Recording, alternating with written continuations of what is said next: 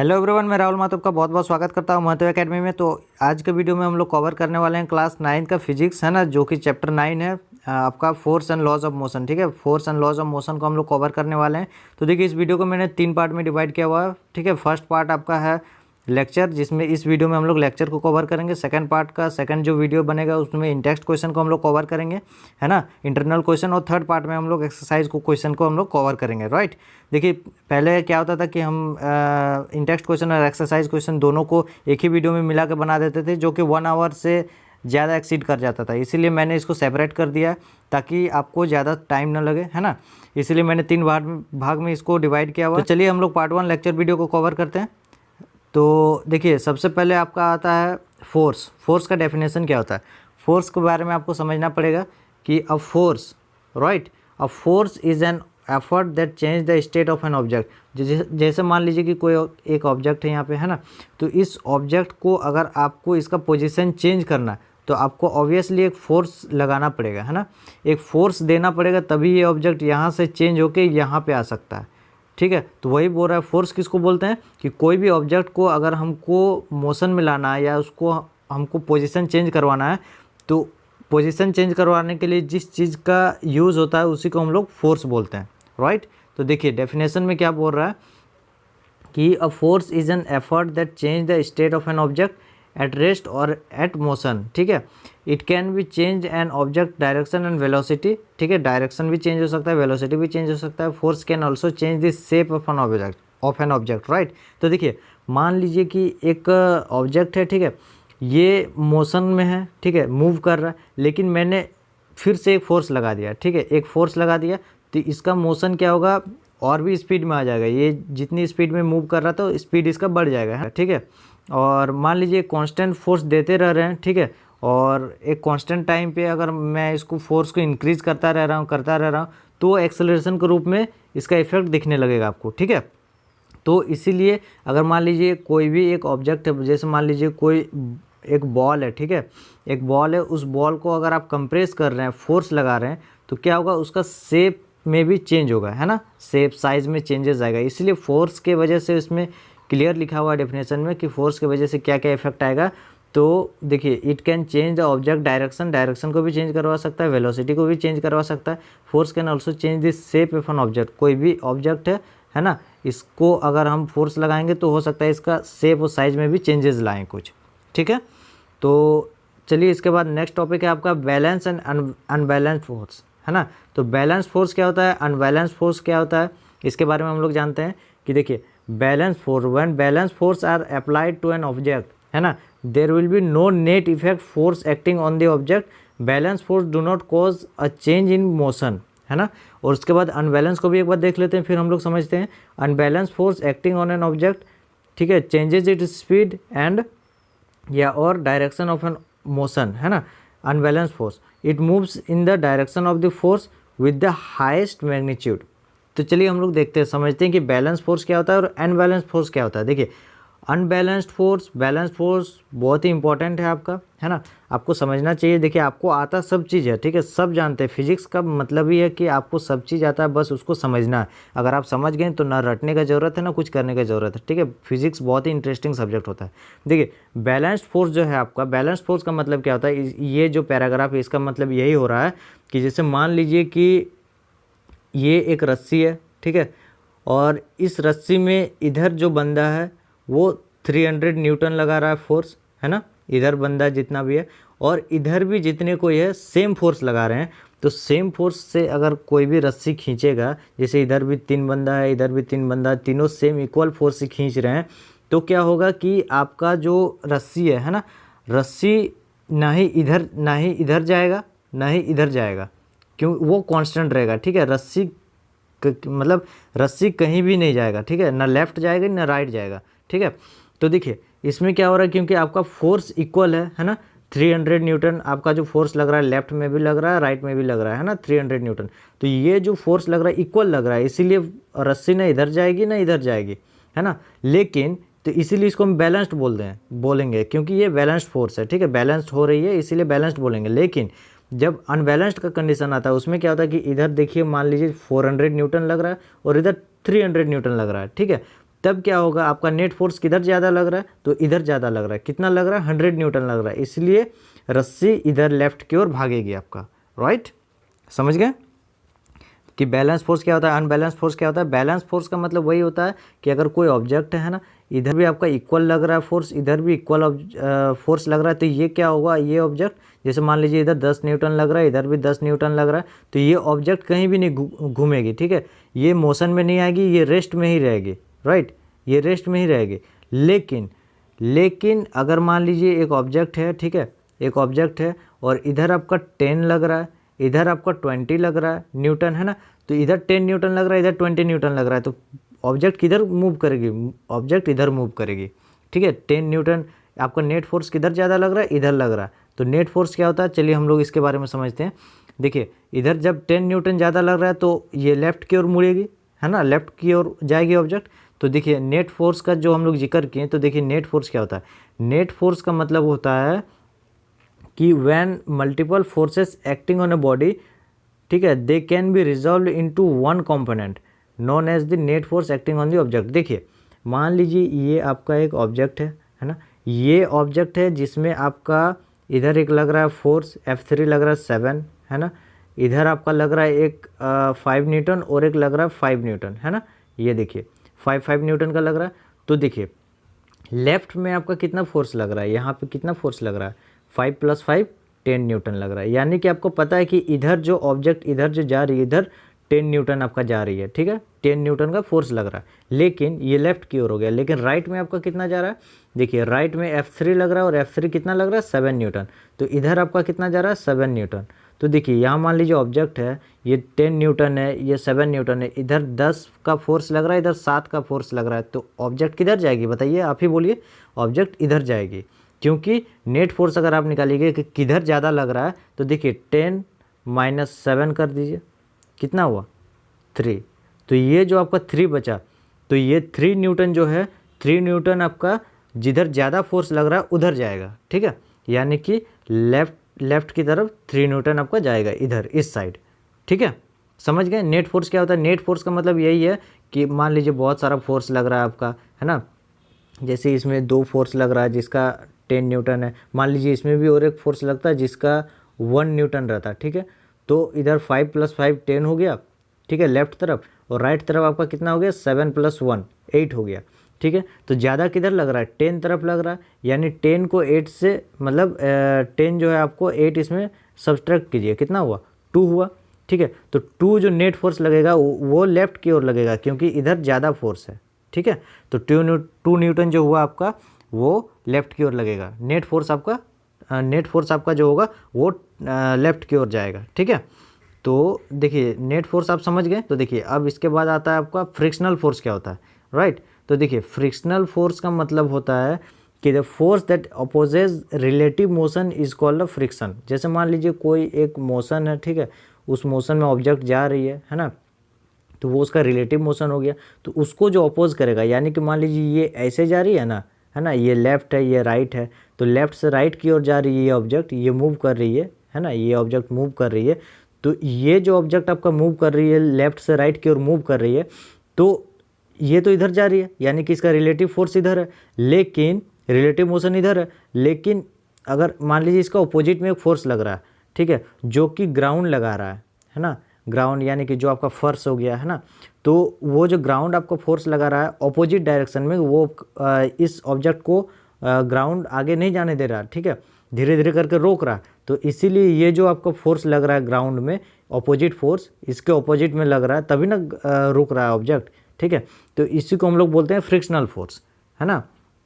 जैसे मान लीजिए कोई भी एक ऑब्जेक्ट है ना, ज़मीन में रखिए उसको, ठीक है, उसके बाद आप पुश कीजिए ऑब्जेक्ट को, ढकेलिए, ठीक है, थोड़ा देर मोशन में आएगा, उसके बाद वो रुक जाएगा। क्यों रुकेगा, क्योंकि ग्राउंड जो है एक फ्रिक्शन फोर्स इसके ऑपोजिट डायरेक्शन में अप्लाई कर रहा है, ठीक है, ये समझ गए। देखिए the force that opposes relative motion is called friction. आप फ्रिक्शन का मतलब समझ गए, जो अपोज करता है ना रिलेटिव मोशन को।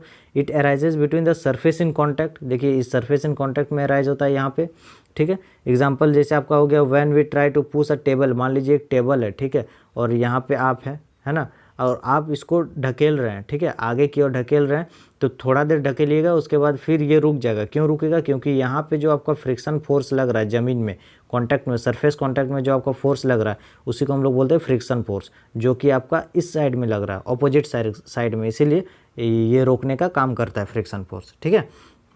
तो वही चीज़ है, when we try to push a table and it does not move because it is balanced by the friction force, ठीक है, फ्रिक्शन फोर्स लगता है इसीलिए ये आगे नहीं बढ़ पाता है, ठीक है, समझ गए फ्रिक्शनल फोर्स क्या होता है। चलिए अब आता है आपका first law of motion, right. तो देखिए फर्स्ट लॉ ऑफ मोशन को हम लोग इनर्शिया ऑफ मोशन भी बोलते हैं, है ना। तो इसके बारे में समझते हैं कि फर्स्ट लॉ ऑफ मोशन क्या होता है। इनर्शिया मतलब लॉज ऑफ इनर्शिया भी बोलते हैं, ठीक है।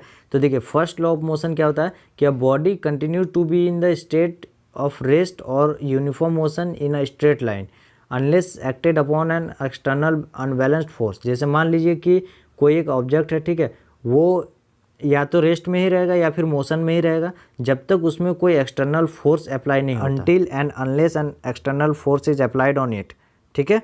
जब तक इस ऑब्जेक्ट में आपका एक्सटर्नल फोर्स अप्लाई नहीं होगा तब तक ये अगर रेस्ट में है तो रेस्ट में ही रहेगा, और अगर मोशन में है तो मोशन में ही रहेगा, समझ गए। तो ये आपका फर्स्ट मतलब ये आपका फर्स्ट लॉ ऑफ मोशन है, ठीक है, समझ गए। तो इसी को हम लोग बोलते हैं, देखिए फर्स्ट लॉ ऑफ मोशन को ही हम लोग बोलते हैं लॉज ऑफ इनर्शिया, ठीक है। तो देखिए इसका मतलब क्या है, आपको एक बार अच्छे से समझा देते हैं कि इनर्शिया क्या होता है। देखिए basically all object have a tendency to resist the change in state of motion और रेस्ट। इसका मतलब कि कोई भी एक ऑब्जेक्ट है, इसका एक टेंडेंसी होता है, ठीक है, कि मोशन को रोकने का, है ना। तो कैसे होता है, इसका एक एग्जांपल है यहाँ पे, पहले इसको पढ़ लेते हैं क्या है। This tendency is called inertia. इसी टेंडेंसी को हम लोग इनर्शिया बोलते हैं। All bodies do not have the same inertia. सारे बॉडी का जितने भी ऑब्जेक्ट है, जितने भी बॉडीज है, सब बॉडी का सेम इनर्शिया नहीं होता है, ठीक है, do not have same inertia, right. तो inertia depends on the mass of a body. Inertia जो होता है बॉडी का मास पे डिपेंड करता है। Mass of an object is the measure of its inertia. इसका मतलब देखिए ये जो आपका पैराग्राफ है, इस पैराग्राफ का मतलब यही निकल रहा है, जैसे मैं एक अच्छे से समझा देता हूँ कि मान लीजिए ये आपका एक बकेट है, ठीक है, खाली है, ये बकेट है, इसमें सैंड यानी कि बालू भरा हुआ है, ठीक है, सैंड भरा हुआ है।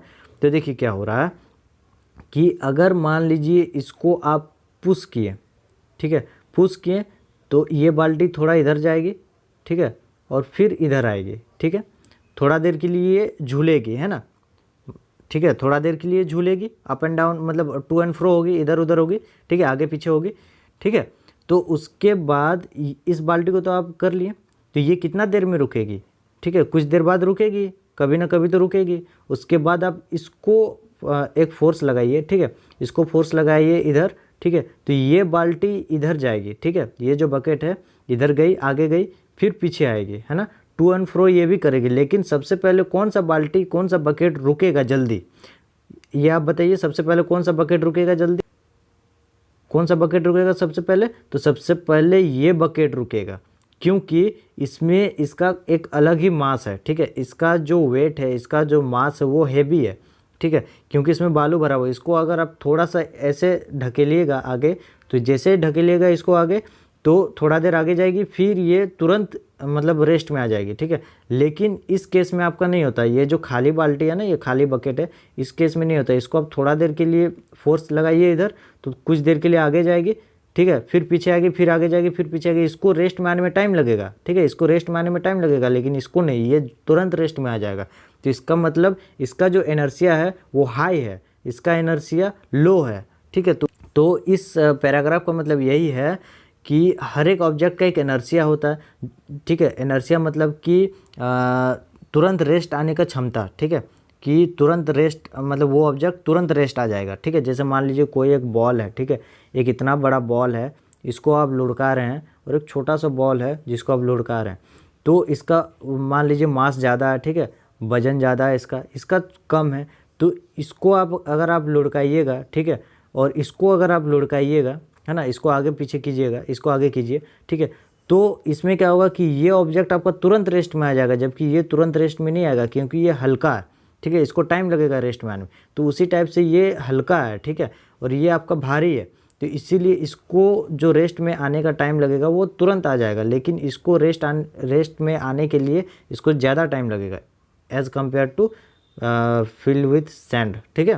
तो इसका मतलब यही है कि अगर मान लीजिए मोर द मास है ना, मोर इनर्शिया एंड वाइस वर्सा, ठीक है। मास आपका जितना ज़्यादा होगा, ठीक है, तो उसका इनर्शिया भी जो है वो भी ज़्यादा होगा, ठीक है। जितना मास होगा उतना इनर्शिया होगा। इनर्शिया मतलब कि रेस्ट आने का क्षमता, ठीक है, कितना जल्दी वो रेस्ट में आ सकता है, ठीक है, यही होता है inertia. Basically all object have a tendency to resist its change in the state of motion. मान लीजिए कोई भी मोशन में है, ठीक है, तो जैसे मान लीजिए कार है ना, एक कार है, ठीक है, ये एक कार है, ठीक है, ठीक है, ये मान लीजिए एक कार है। तो ये कार जब मूव करती है ना, तो थोड़ा देर मान लीजिए गाड़ी को स्टार्ट कर दीजिए, उसके बाद बंद कर दीजिए, ठीक है, थोड़ा सा इसको स्पीड में लाइए, उसके बाद बंद कर दीजिए, ठीक है, तो कुछ देर बाद कार रुक जाएगी, है ना। लेकिन कुछ देर बाद वही जो कार रुक रही है ना, तो किसके वजह से रुक रही है, इसकी इनर्शिया के वजह से, है ना, कि कार का कुछ वेट होगा जिसके वजह से ये कार रुक जा रही है, ठीक है। यानी कि कार का जितना वेट होगा, कार का जितना मास होगा, है ना, जितना ज़्यादा भारी होगा उतना जल्दी रुकेगा, जितना हल्का होगा उतना स्पीड जाएगा, ठीक है। मतलब स्पीड जाएगा मतलब उतना देर बाद ही वो रुकेगा, ठीक है, समझ गए आप। चलिए तो चलिए इसके, ये तो फर्स्ट लॉ ऑफ मोशन था। अब आता है आपका सेकंड लॉ ऑफ मोशन। तो इसके पहले आपको एक बार मोमेंटम के बारे में समझना होगा। देखिए मोमेंटम क्या होता है, impact produce by object depend on their mass and velocity, ठीक है। कोई भी ऑब्जेक्ट पे अगर कुछ इम्पैक्ट हो रहा है तो वो डिपेंड करता है उसके मास पे और उसका वेलोसिटी पे। कोई भी इम्पैक्ट यानी कोई चेंजेस आ रहा है, ठीक है। तो देखिए the momentum of an object is defined as the product of mass and velocity. Mass and velocity का जो प्रोडक्ट होता है, ठीक है, तो उसी को हम लोग मोमेंटम बोलते हैं। पी से इसको डिनोट करते हैं मोमेंटम को, ठीक है। एम इंटू वी होता है ये फॉर्मूला, याद रखिएगा, ठीक है, बहुत ही इंपॉर्टेंट फॉर्मूला है, राइट। तो आपका ये जो हो गया momentum, impact produce by object depend on the mass and velocity. The momentum of an object is defined as the product of its mass and velocity, यानी कि P equal to M v. ये बहुत important formula है, याद रखिएगा। जब numerical solve करेंगे तो ये सब बहुत इंपॉर्टेंट है, मतलब उस टाइम काम आएगा, ठीक है। ध्यान में रखिए, याद में रखिए, इसको नोट कर लीजिए, अच्छे से कॉपी बनाइए, नोट कर लीजिए, ठीक है। ये सारे जितने भी फॉर्मूले हैं ना, सारे फॉर्मूले आपको कंपटीशन में भी काम आएंगे सॉल्व करते टाइम, ठीक है, न्यूमेरिकल और बोर्ड में भी काम आएंगे, ठीक है। तो अच्छे से पढ़िए। देखिए इसका मतलब क्या है, ये वेक्टर क्वांटिटी भी है एंड इसका जो वेक्टर क्वांटिटी है तो ऑब्वियसली इसका डायरेक्शन भी होगा और मैग्नीट्यूड भी होगा, ठीक है, समझ गए। मोमेंटम का डायरेक्शन भी होगा, मैग्नीट्यूड भी होगा, ये एक वेक्टर क्वांटिटी है, राइट। अब आता है आपका, देखिए सेकेंड लॉ ऑफ मोशन के बारे में क्या बोल रहा है इसमें। सेकेंड लॉ ऑफ मोशन, देखिए सेकेंड लॉ ऑफ मोशन का मतलब है कि the rate of change of momentum of an object is directly proportional to the applied unbalanced force in the direction of the force, ठीक है। इसका मतलब यही है कि देखिए the rate of change of momentum, ठीक है, एक ऑब्जेक्ट है जिसका मोमेंटम में आप चेंजेस ला रहे हैं, वो directly proportional to the applied unbalanced force in the direction of the force. इसका एक एग्जांपल मैं बताता हूँ, आपको समझ में आएगा अच्छे से, ठीक है। तो देखिए ये क्या बता रहा है कि मान लीजिए आप एक बॉल को कैच कर रहे हैं, ठीक है, एक फील्डर हैं आप, ठीक है, और आप एज अ फील्डर एक बॉल को कैच कर रहे हैं, ठीक है। जब बॉल को आप कैच कर रहे होते हैं तो क्या होता है कि बॉल ऐसे आती है, ठीक है, उसका कुछ एक वेलोसिटी होता है बॉल का, है ना, कुछ वेलोसिटी से ये बॉल आपकी ओर आती है। तो जब बॉल आती है तो एज अ फील्डर आपका क्या काम होता है, उसमें रोल क्या होता है कि जैसे बॉल आपके हाथ में आई, आप हाथ को धीरे धीरे करके नीचे ले आएंगे। धीरे धीरे करके मतलब तुरंत आप हाथ को नीचे ले आएंगे, है ना। जैसे बॉल आपके हाथ में आई, आप हाथ में पकड़े और हाथ को नीचे कर लिए। क्यों किए, क्योंकि देखिए उसी, इसका मतलब यही बोल रहा है the rate of change of moment of an object, ये जो आपका ऑब्जेक्ट है बॉल, ठीक है, is directly proportional to the applied unbalanced force in the direction of the force. यानी कि बॉल के डायरेक्शन में ही आप एक अनबैलेंस्ड फोर्स अप्लाई किए, तभी वो बॉल आप पकड़ पाइएगा, नहीं तो आप वो बॉल नहीं पकड़ पाइएगा, आपका कैच छूट जाएगा हाथ से और इवन आपका हाथ भी पेन कर सकता है, ठीक है, आपके हैंड में पेन भी हो सकता है, राइट, समझ गए। क्योंकि ये बॉल जो जिस डायरेक्शन में आ रही है, जिस स्पीड से, जिस वेलोसिटी से आ रही है, तो उसी फोर्स से, जिस फोर्स से आ रही है उसी फोर्स से आपको हैंड में वो पकड़ना है और उसी फोर्स से मतलब आपको खींचना है बॉल को नीचे की ओर, ठीक है। तभी बॉल को आप अच्छे से कैच कर पाइएगा, है ना। देखिए अप्लाइड अनबैलेंस्ड फोर्स, ये जो आप हाथ से इसको नीचे की ओर खींच रहे हैं ना, वही आपका अनबैलेंस्ड फोर्स हुआ, ठीक है। इन the direction of the force, force के डायरेक्शन में, बॉल ऐसे आ रही है तो उसी डायरेक्शन में आप एक फोर्स लगा रहे हैं, अपने हाथ से बॉल को नीचे खींच रहे हैं, तो इसीलिए आप बॉल को अच्छे से कैच कर पाइएगा, है ना। तो देखिए एक मैथमेटिकल थोड़ा सा डेरिवेशन है इसमें, है ना, F equal to M a का। तो फॉर्मूला आपका जो होता है F equal to M a, तो उसी का थोड़ा सा डेरिवेशन है, छोटा सा है। देखिए क्या होता है कि आपका जो है इसमें क्या बोल रहा है, the rate of change of momentum, यानी कि मोमेंटम आपका क्या होता है, P होता है ना। तो P यानी चेंज हो रहा है आपका, जो ये बॉल का जो मोमेंटम हो रहा है ये चेंज हो रहा है, यानी चेंज हो रहा है, यानी कि डेल्टा P हम मान लेते हैं, ठीक है। किसके रिस्पेक्ट में, टाइम के रिस्पेक्ट में चेंज हो रहा है, तो इसलिए डेल्टा P बाई टी हम लिखें, ठीक है। और ये जो होता है आपका, ये डायरेक्टली प्रोपोर्शनल टू होता है मास इंटू एक्सेलरेशन, उसका जो मास और एक्सेलरेशन है, ठीक है। तो मास इंटू एक्सेलरेशन, तो एक्सेलरेशन को हम डिवाइड कर दिए कि इसका जो इनिशियल वेलोसिटी था प्लस फाइनल वेलोसिटी था, तो इसी को हम लोग डिवाइड कर दिए हैं कि m into V minus U, ठीक है। इसका जो एक नेट वेलोसिटी आ रहा है v minus you divided by t कर दिए हम, ठीक है, टाइम के रिस्पेक्ट में, ठीक है। तो ये जो हम लोग देखिए, ये जो आपका मोमेंटम है ना, ये मोमेंटम डायरेक्टली प्रोपोर्शनल होता है, ठीक है। बॉल का जो मोमेंटम होता है टाइम के रिस्पेक्ट में, वो डायरेक्टली प्रोपोर्शनल होता है मास इंटू फाइनल जो आपका वेलोसिटी है, ठीक है, माइनस इनिशियल वेलोसिटी हम करेंगे विथ रिस्पेक्ट टू टी, इसके डायरेक्टली प्रोपोर्शनल होता है, ठीक है। इसी को जब हम सॉल्व करेंगे, है ना, इसी को जब हम लोग सॉल्व करेंगे तब क्या आता है कि f, ये देखिए ये जो आपका v माइनस यू, ठीक है, डिवाइडेड बाई टी है, v minus you divided by T. तो ये जो v minus you divided by T है, इसको आप a भी लिख सकते हैं। a मतलब एक्सेलरेशन, एक्सेलरेशन क्या होता है, चेंजेस, वेलोसिटी में जो चेंजेस आती है, ठीक है। तो देखिए ये आपका जो del p by del T था, ठीक है, वो आप वही रहने दिए, है ना, और इसको आप डायरेक्टली प्रोपोर्शनल कर दिए mass into v minus you by T को आप रिप्लेस कर दिए किस में, v minus you by T को आप रिप्लेस कर दिए a में, ठीक है।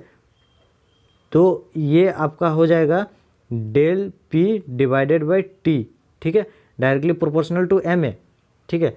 तो आप ये समझ गए कि एम ए कहाँ से आया, है ना, ये a कहाँ से आया, एम ए कहाँ से आया, a मतलब हुआ v minus you by T, समझ गए।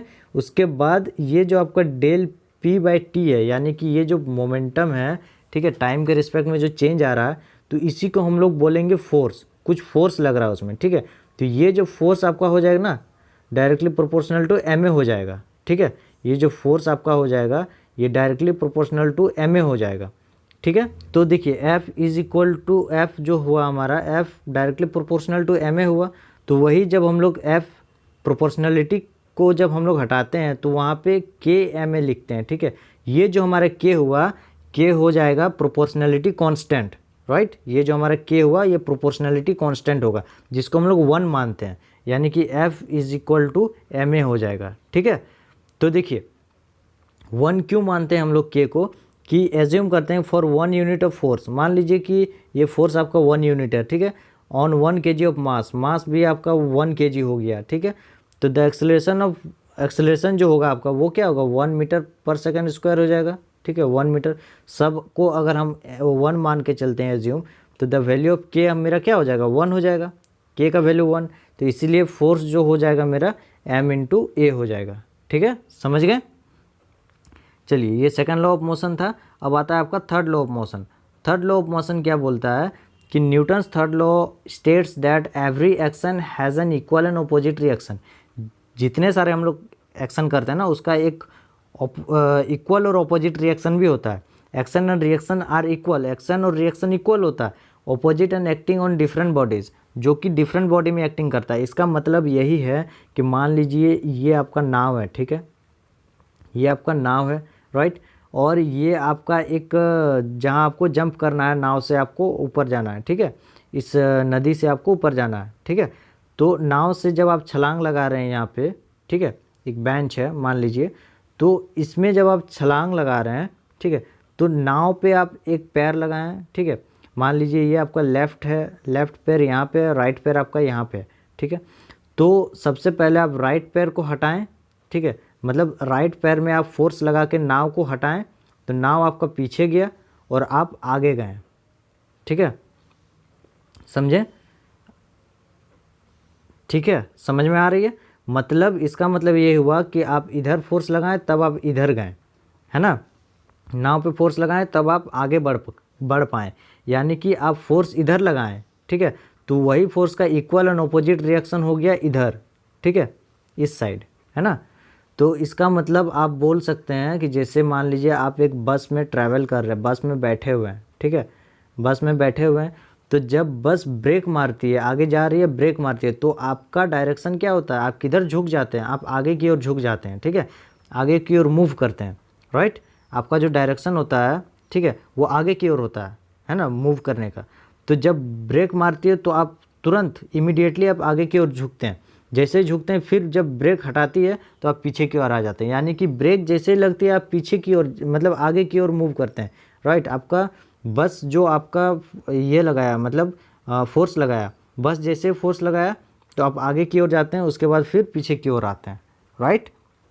तो वही इक्वल एंड अपोजिट रिएक्शन हुआ, ठीक है। चलिए अब हम लोग देखते हैं कंसेप्ट ऑफ सिस्टम। देखिए जो हम लोग का सिस्टम है ना, जैसे मान लीजिए कोई भी हम लोग एक क्वेश्चन को सॉल्व करते हैं, ठीक है, न्यूमेरिकल्स को सॉल्व करते हैं, तो उसका भी एक मतलब मानने का, एज्यूम करने का एक तरीका होता है। जैसे कि मान लीजिए the part of the universe chosen for analyse is called a system. मान लीजिए आप कोई भी एक बस ले लिए, बस जा रहा आ रहा जा रहा आ रहा, ठीक है, तो पूरा जो आपका बस इधर उधर मूव कर रही है, कितने फोर्स कितने डायरेक्शन से मतलब किधर जा रही है नहीं जा रही है, ठीक है, जो भी है मैटर, तो वो पूरा आपका सिस्टम हो गया, राइट, ठीक है, समझ गए। और इसमें मेन चीज़ क्या है कि देखिए the everything outside the system is called an environment, ठीक है। मान लीजिए एक बस है, बस के अंदर कुछ फोर्स लग रही है, ठीक है, कार है, बस है, कार है, ठीक है, उसके अंदर कुछ फोर्स लग रही है जिसके वजह से वो आगे बढ़ रही है, ठीक है। तो ये पूरा एक सिस्टम हो गया, है ना, ये पूरा एक सिस्टम हो गया। लेकिन इसमें जो फोर्स लग रही है अंदर से वो इंटरनल फोर्स है, और बाहर से जो फोर्स लगेगी वो आउटर फोर्स होगी, यानी आउटसाइड फोर्स आप बोल सकते हैं, ठीक है।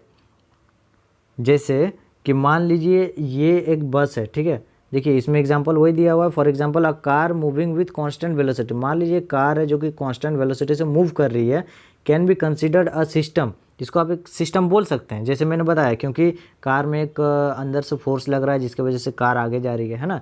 तो all the force within the car are internal force. Car के अंदर जो भी फोर्स लग रहा है ना, इंजन के वजह से जो भी फोर्स लग रहा है वो आपका इंटरनल फोर्स हुआ, ठीक है। And all forces acting on the car from the environment are external force, ठीक है। कार के बाहर जो फोर्स लग रहा है ना वो आपका एक्सटर्नल फोर्स हुआ। लाइक कौन सा फोर्स बाहर लग रहा है, तो कार आपका ऐसे मूव कर रही है, तो इधर जो कार को मूव करवा रही है ना, मतलब कार पे जो अपोज कर रही है जो फोर्स, वो हो गया आपका फ्रिक्शनल फोर्स। फ्रिक्शनल फोर्स यानी कि रोड पे अब अगर आप चलते हैं तो रोड भी तो आपको रोकती है ना। ये ऐसा तो नहीं कि गाड़ी को, अगर मान लीजिए आप कोई भी गाड़ी चला रहे हैं, ठीक है, तो उसको थोड़ा देर के लिए एक्सलेट कर दिए, उसके बाद बंद कर दिए, तो इसका मतलब ये नहीं कि गाड़ी चलती रहेगी, कभी ना कभी तो रुकेगी। तो किस वजह से रुक रही है, वो ज़मीन जो है आपका, ठीक है, जो सरफेस है उसके वजह से फोर्स क्रिएट हो रहा है, उस फोर्स के वजह से वो गाड़ी आपका रुक रही है, यानी कि वो फोर्स अपोज करती है, ठीक है। जो आपके कार का फोर्स होता है ना, उस फोर्स को अपोज करती है फ्रिक्शनल फोर्स, राइट, समझ गए। तो ये जो फ्रिक्शनल फोर्स आएगा ये आपका जो होगा एक्सटर्नल फोर्स कहलाएगा, ठीक है। अब हम लोग देखते हैं कंजर्वेशन ऑफ मोमेंटम क्या है। The total momentum of an isolated system is conserved, ठीक है। इसका मतलब वही हुआ कि कोई भी एक ऑब्जेक्ट है, ठीक है, कोई एक सिस्टम है, उसको हम आइसोलेटेड कर दिए, है ना, अलग कर दिए, तो उसका जो टोटल मोमेंटम होगा ना वो कंजर्व्ड रहेगा, ठीक है। कैसे होगा हम लोग अभी एक एग्जांपल लेके समझते हैं, बहुत अच्छा एग्जांपल है, ठीक है। दो बॉल के बारे में हम लोग देखेंगे, आपको समझ में आएगा अच्छे से, ठीक है। उसके बाद क्या बोल रहा है, isolated system, net external force on the system is zero. External force जो है ना आपका वो ज़ीरो रहेगा, यानी बाहर से जो फोर्स लग रहा है वो आपका ज़ीरो रहेगा, ठीक है। जैसे एग्जांपल है collision of two ball A and B, दो बॉल को हम लोग कोलाइड कर रहे हैं ना, दो बॉल को हम लोग ऐसे कोलाइड कर रहे हैं, इधर से एक इधर से, ठीक है, मतलब दोनों बॉल को इस तरफ से एक फोर्स दे रहे हैं, इस तरफ से एक फोर्स दे रहे हैं और कोलाइड कर रहे हैं, ठीक है, टकरा रहे हैं। तो उससे उसके वजह से क्या होता है वो हम लोग देखते हैं अभी आगे, ठीक है। देखिए इसमें क्या हो रहा है आपका कि मान लीजिए ये आपका एक बॉल है ए, ये बॉल है बी, ए पे फोर्स इधर लग रहा है, बी पे फोर्स इधर लग रहा है। देखिए यहाँ पे आपको डायग्राम में पता चल रहा होगा, ठीक है। तो जो इधर से लग रहा है उसको हम ए बी मान लेते हैं, फोर्स ए बी मान लेते हैं, ए से बी की ओर जा रहा है, ठीक है, ए से बी की ओर जा रहा है आपका फोर्स, और इसमें आ रहा है आपका बी से ए की ओर जा रहा है, ठीक है। तो जो नेट फोर्स रहता है ना, ठीक है, एफ ऑफ ए बी, ठीक है, plus F of B A, ठीक है, वो इज इक्वल टू 0 रहता है, ठीक है। ये आपको समझना पड़ेगा कि F of A B plus F of B A is equal to 0 होता है जब कोलाइड करता है, ठीक है। तो देखिए इसमें क्या हो रहा है ना, देखिए इसमें क्या हो रहा है कि मान लीजिए ये बॉल ए है, इसका कुछ मास होगा, ठीक है। तो हम लोग को सिंस पता है कि P equal to M B होता है ना, कि मोमेंटम आपका होता है मास इनटू वेलोसिटी होता है। कोई भी ऑब्जेक्ट का मास और उसका वेलोसिटी को हम लोग मोमेंटम बोलते हैं, ठीक है। तो देखिए द मोमेंटा जो होता है, प्लूरल ऑफ मोमेंटम हम लोग बोलते हैं इसको, ठीक है, ऑफ बॉल ए, ठीक है। मोमेंटम बॉल ए का जो मोमेंटम हो रहा है, जो चेंजेस आ रहा है फोर्स में, वो क्या आ रहा है, before and after the collision, ठीक है। यानी कि बॉल दूसरा बॉल से टकराने के पहले और बाद में, ठीक है। यानी कि बॉल ए जो है बॉल बी से जैसे टकरा रही है, तो टकराने के पहले और टकराने के बाद जो चेंजेस आ रहा है वो क्या क्या है। तो देखिए जब हम लोग का बॉल बी से नहीं टकरा रही है पहले ही, ठीक है, तो पहले ही हम लोग का मोमेंटम क्या हो रहा है, ठीक है, बॉल ए का। तो ए को अगर आप देखिएगा, तो ए को अगर आप देखिएगा तो ए में आपका मोमेंटम क्या आ रहा है, देखिए m इंटू ए एक्सेलरेशन, देखिए इस फॉर्मूला से देखिए, ठीक है, m और किसका मास है, ए का मास है, ठीक है। उसके बाद वेलोसिटी, ठीक है। तो वेलोसिटी यानी टकराने से पहले, यानी कि इसका इनिशियल वेलोसिटी, ठीक है, इनिशियल वेलोसिटी। तो ये जो आपका आया एम ए यू ए, ठीक है, ये आपका टकराने से पहले का मोमेंटम था, ठीक है। और टकराने के बाद क्या होगा, तो टकराने के बाद यहाँ एम ए तो वही रहेगा, ठीक है। और टकराने के बाद उसका फाइनल वेलोसिटी देखा जाएगा कि कितना वेलोसिटी चेंज हुआ, क्योंकि एक बॉल से एक बॉल जब टकराता है तो टकराने के बाद कुछ चेंजेस आता है ना बॉल का वेलोसिटी में, तो वही जो चेंजेस आया तो उसको हम लोग वी बोलेंगे। तो ये टकराने के बाद आपका क्या हो जाएगा, M A into V V, M A into V A, टकराने के बाद आपका क्या आएगा, M A into V A, ठीक है। ये आपका टकराने के बाद यानी आफ्टर कोलिजन, ठीक है। और before collision M A into U A, ठीक है, समझ गए। तो वही चीज़ यहाँ पे लिखा हुआ है, ठीक है। एम ए यू ए ये आपका इनिशियल हो जाएगा, ये इनिशियल यानी टकराने से पहले, और ये आपका फाइनल यानी कि टकराने के बाद, ठीक है, समझ गए। अब बोल रहा है देखिए, तो इसका जो आपका देखिए ये जो आपका फोर्स ए बी है, ठीक है, ये जो फोर्स ए बी है, ठीक है, ए से बी और बी की ओर जा रहा है, तो वो फोर्स आप कैसे निकालिएगा, ठीक है। ये जो बॉल है आपका, ठीक है, ये जो बॉल है, तो इसका जब ये ए से बी और की ओर जा रहा है, टकरा रहा है, तो उसका फोर्स आप कैसे निकालेगा, फोर्स क्या होता है, मास इंटू एक्सेलरेशन होता है, ठीक है। तो मास इंटू एक्सेलरेशन मतलब बॉल ए का मास, ठीक है, इंटू एक्सेलरेशन मतलब क्या होगा, जो चेंजेस आया मेरा वेलोसिटी में सबसे पहले, तो वी ए जो मेरा चेंजेस आया, ठीक है, minus U A divided by time का रिस्पेक्ट में, ठीक है। तो ये जो आपका आया फोर्स, ठीक है, ये आपका बॉल ए का आया बी से मिलते टाइम, ठीक है, बी से कोलाइड करते टाइम, ठीक है, एफ ऑफ ए बी आया, ठीक है, ये एफ ऑफ ए बी आया। तो वही चीज़ इसमें निकाला गया है कि the rate of change of momentum F of A B, ठीक है, during the collision will be, देखिए वही चीज़ इसमें निकाला गया है, during the collision M A V A minus U A by T, ठीक है। सिमिलरली हम लोग बी का भी निकाल सकते हैं, ठीक है, जैसे हम लोग यहाँ ए का निकाले तो बी का भी क्या होगा, एम बी, ठीक है, V V minus U B divided by T, ठीक है। सेम यही जो निकला आपका, ये बी का निकला, समझ गए। तो अब बोल रहा है कि according to the third law of motion the force A B exerted by ball A and B, देखिए थर्ड लॉ ऑफ मोशन के अनुसार क्या होता है, देखिए थर्ड लॉ ऑफ मोशन क्या बोलता है कि आपका जो एफ ऑफ ए बी है, ठीक है, प्लस एफ ऑफ बी ए है, ठीक है, ये इज इक्वल टू 0 होगा, राइट। यानी कि F of A B is equal to minus of F of B A होगा, ठीक है, minus of F of B A. ये जब एफ ऑफ बी ए इधर जाएगा ना तो माइनस हो जाएगा, ठीक है, ये आप समझ लीजिए, ये according to the third law of motion होगा, ठीक है। तो वही चीज़ इसमें लिखा गया है, देखिए, and the force F of B exerted by the ball on by ball B on ball A must be equal and opposite to each other, यानी every reaction there is an equal and opposite reaction, ठीक है। तो ball ए है, ball B है, ठीक है, दोनों को जब हम कोलाइड कर रहे हैं तो दोनों में इक्वल फोर्स एक्सर्ट होगा, ठीक है। तो यानी कि F of A B plus F of B A is equal to 0 होगा नेट फोर्स, है ना। तो इसीलिए इसको जब हम इधर किए तो माइनस में होगा, वही चीज़ है F of A B equal to minus of F of B A, ठीक है, समझ गए। तो इसके बाद आगे क्या होता है, एफ ऑफ ए बी हम लोग निकाले थे, mass into acceleration V A minus U A by T, और एफ ऑफ बी ए का भी वही होगा माइनस में, ठीक है, एफ एम बी ब्रैकेट में V V minus U V initial velocity minus final velocity with respect to time divided by T, समझ गए। तो जब इसको हम सॉल्व करेंगे तो क्या आ रहा है, देखिए यहाँ पे सॉल्व करेंगे तो क्या आएगा, देखिए यहाँ पे सॉल्व करेंगे तो क्या आएगा, टी और टी कटेगा, कैंसिल हो जाएगा। तो यहाँ पे क्या आया, M A into V A, ठीक है, minus M A into U A, ठीक है, M A into V A minus M A into U A. उसके बाद इज इक्वल टू यहाँ पे आएगा minus of M B V V, ठीक है, और माइनस प्लस हो जाएगा यहाँ पे एम बी यू बी, ठीक है, समझ गए।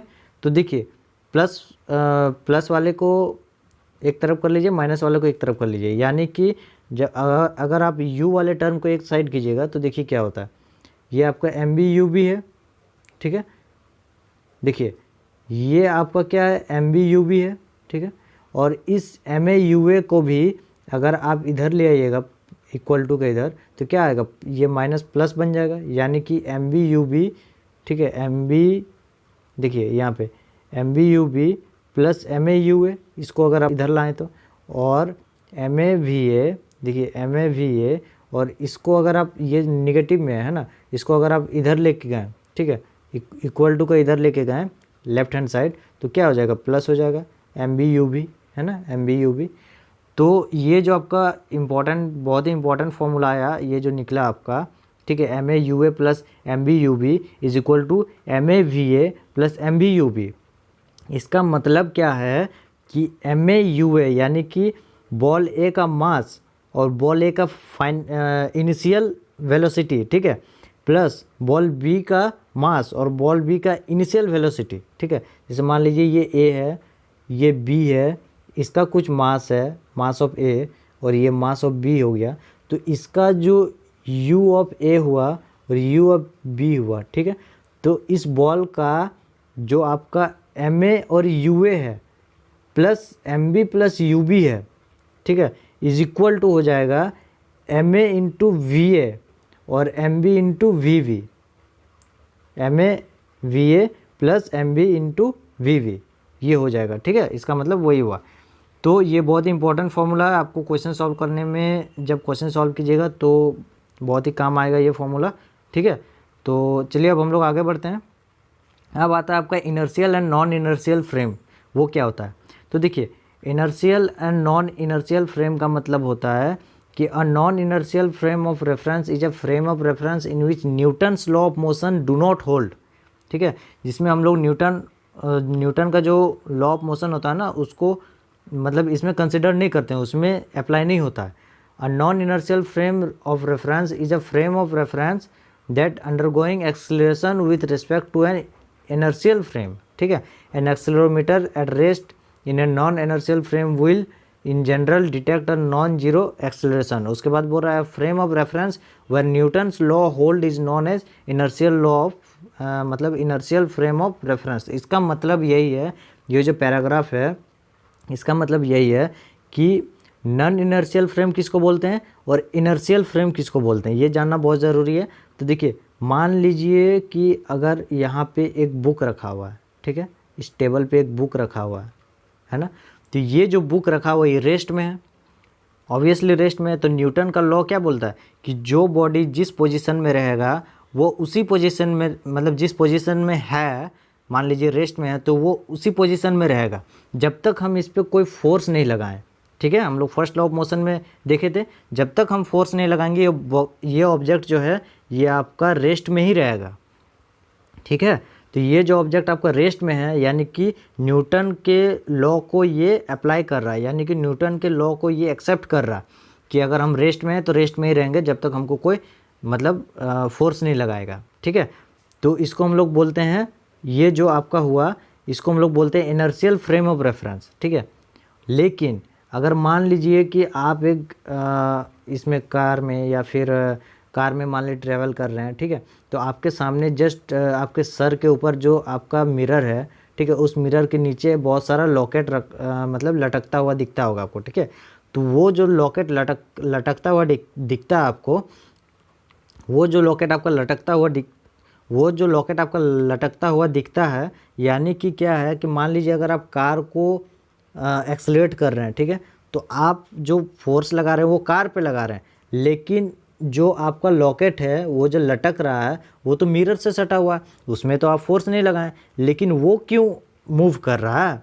क्योंकि उस पर तो आप फोर्स नहीं लगाएं, तो आपका लॉकेट क्यों मूव कर रहा है? वो जो आपका लॉकेट मूव कर रहा है ना, उसमें आप फोर्स लगाए ही नहीं, वो जो मूव कर रहा है वो आपके कार के फोर्स के वजह से मूव कर रहा है। तो इसीलिए इसको हम कंसिडर करेंगे नॉन इनर्शियल फ्रेम में। ठीक है, ये जो आपका कंसिडर होगा नॉन इनर्शियल फ्रेम में, क्योंकि हम लॉकेट को फोर्स नहीं लगाएं। ठीक है, हम कार को फोर्स लगाएं, तो कार के फोर्स के वजह से लॉकेट मूव कर रही है, इसीलिए ये हो जाएगा नॉन इनर्शियल फ्रेम। ठीक है, मान लीजिए कोई भी एक ट्रक है। ठीक है, आप समझ लीजिए एक ट्रक है, ट्रक के ऊपर एक आप कोई भी बॉल लटका दीजिए। ठीक है, ट्रक मूव कर रही है। ठीक है, आप ट्रक को फोर्स लगा रहे हैं, ट्रक एक्सेलरेट कर रही है, लेकिन आप उस बॉल को फोर्स नहीं लगा रहे हैं, लेकिन फिर भी बॉल मूव कर रही है। ठीक है, इधर उधर मूव कर रही है।